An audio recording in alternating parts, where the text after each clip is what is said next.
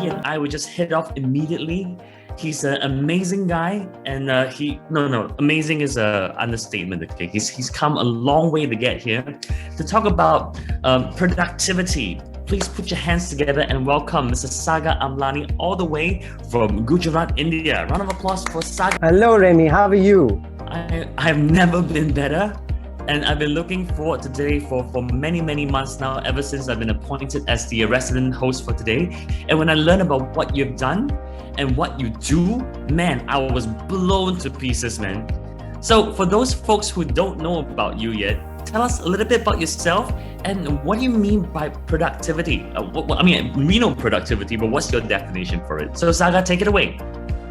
Okay, thank you very much, Remy. And productivity is incomplete without you creating an impact, is where I would start with. Because if you don't make an impact, you're not productive. So for me, productive is efficiency multiplied by effectiveness. Why do I say that? I say it because of the picture right next to me. Someone can be effective, someone can be efficient, but when you multiply that is when you're productive. So that's the definition of productivity.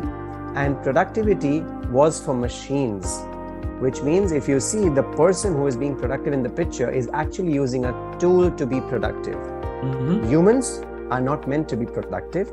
We humans are meant to be a step above productive. Mm-hmm. So wait a minute, just before we carry on productive, let me just bring the attention to what you're sharing as a main anchor today. It's not just productivity, it's productive mindset. And now when you combine mindset and productive together, please shed some light. What do you mean by that? Okay, so that journey begins with my life in slums, where I lived for 12 years. And we actually had very good days, I would say, because I was living with shower from the roof every monsoon and fountains from the flooring every monsoon. And my mother used to cook with an umbrella for 12 years. So that were the blessings that we had, and that were the learnings that I had, and that made me who I am today. And the productive mindset comes from there, is because you need to have your emotions in place, connect them with your effectiveness and efficiency, and ta-da, what you get is a productive mindset. So when you're focused with your goal, when you're focused with your purpose, when you're focused on what impact you want on your life, on people around you, on families, on friends, and everything around you, you bring your effectiveness and efficiency around it, and all you will do is you will be impactful, you will be productive, and you will have a productive mindset. Okay, you want to give us an example for this, because I brand myself on LinkedIn professionally and off the side as a advocate for growth mindset, for mindfulness, and you're basically combining both of my biggest belief into one, a productive mindset. So now with this efficiency, effectiveness, and emotion, and the brain in between was really, really productive right now. If you can give us an example. For example, you've been living in a slum for 12 years. Every monsoon you wake up with wet clothes, and your mother, mind you, everybody, was cooking with an umbrella. So how did the productive mindset bring you to where you are now? Give us an example for that. Okay, so very simple example. Just answer me with either a thumbs up or a show of heart, whatever you think is the right answer, and that's for the audience. Can you be productive if you're not happy? Okay. No. Can you be productive if you're very happy? Yes, maybe a higher chance, yeah. Yeah, in both the cases, it's no. It's because when you're very happy, your adrenaline is so high that you're jumping. You're actually on a top notch where you're not viewing everything. You're at a bird's eye view or an eagle view. Right, okay. And when you're very sad, you're actually at a very low point.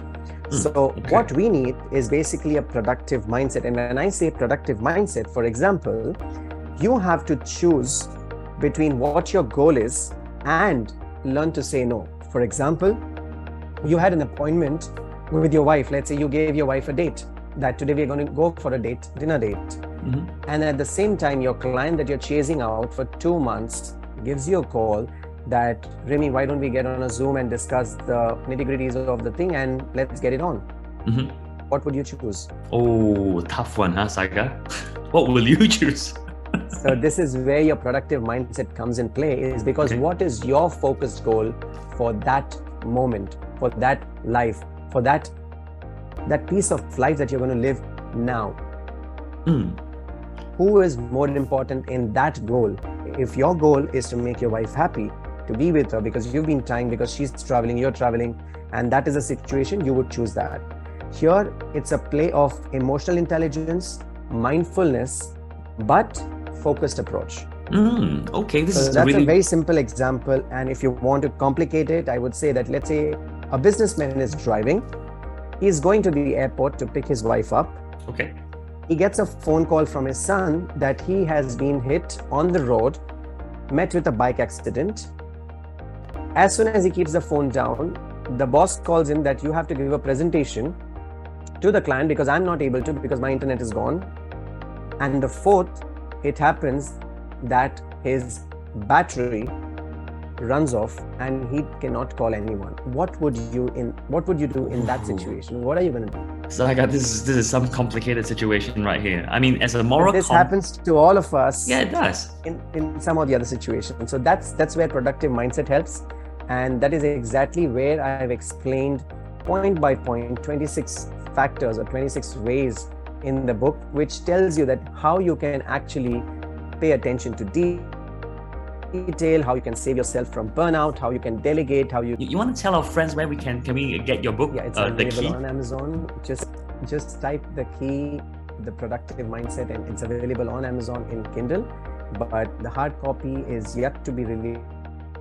To tell the story again, because it's so inspiring and it's so moving, right? So Saga, please share with us. Well, that really connects me to my parents, because I would say that whatever I did during that time was to bring an impact on my parents.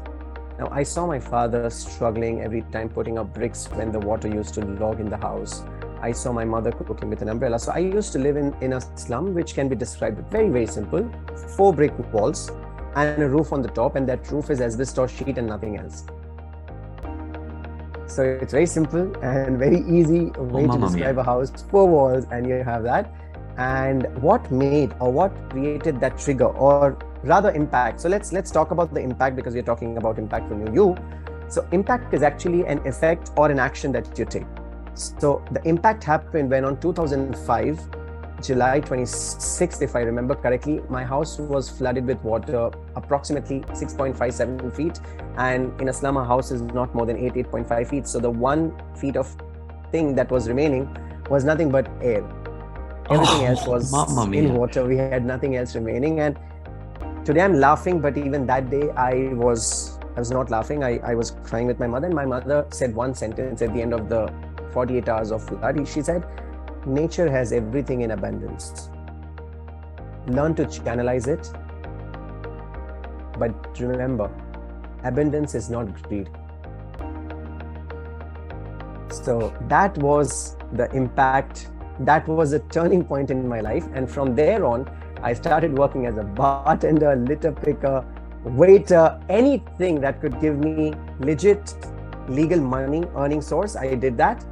And once I did that, I decided that I will go to London. People started calling me a crackpot, that I don't have food to eat, I don't have a house to live, and I want to go to London. And I said, only way I can bring change to my family is by living or going to London, because I will earn in pounds, spend in pounds, but at the same time, save some money and send it back home. So in India, the pound is 90 rupees is 1 pound. So which means if I spend 1 pound, it's equal to 90 rupees for them. And I said, I want to do that. And I told my mom, the day you send me a picture where you're actually having a masala tea, which is famous for India, and you have it on the 3rd, 4th, 5th floor of the building, and there is no water, I would leave everything that I'm doing and I'll come back to you, because my mission is your happiness and you and your safety rather than money, my career, because that was my impact for her. So that is my story, and that's something which made me who I am today. And yeah, that's the impact of those floods in my life. And that book also has been endorsed by Marshall Goldsmith. And that was my first debut book, which I call it at the crossroads of life. And yeah, that's my beginning. That's my journey. That's the impact of my life. Sagar, I'm an emotional guy, right? So stories like this is just tear jerking, right? So I just want to know that you've written 2 books so far at the crossroads of my life. I bet you have done things like describe your humble beginnings about the 4 walls and the roof, waking up with wet clothes during monsoon. You've described all of that in this book called At the Crossroads of Life, right? And you see, I just want to know one thing. Did your mother send that picture of her having a masala tea in the 3rd, 4th floor in the building? Yes, and that was the day I resigned my job as an assistant technical director in UK. I moved back to India because I said my purpose is achieved. My purpose was not my career. My purpose was not me, myself. My purpose was bigger than me. It was my family. And when your purpose is bigger than your family, yourself, nothing can stop you. And that is the impact you should all have on your family, that make your purpose bigger than yourself.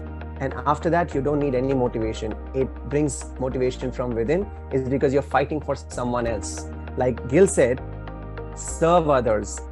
So I put my life to serve them. And today I've just grown beyond that. And I don't regret of being a litter picker or a bartender, because I enjoy those pictures and I enjoy that I did that for them. And I'm happy to do that again. Sagar, you're an inspiration.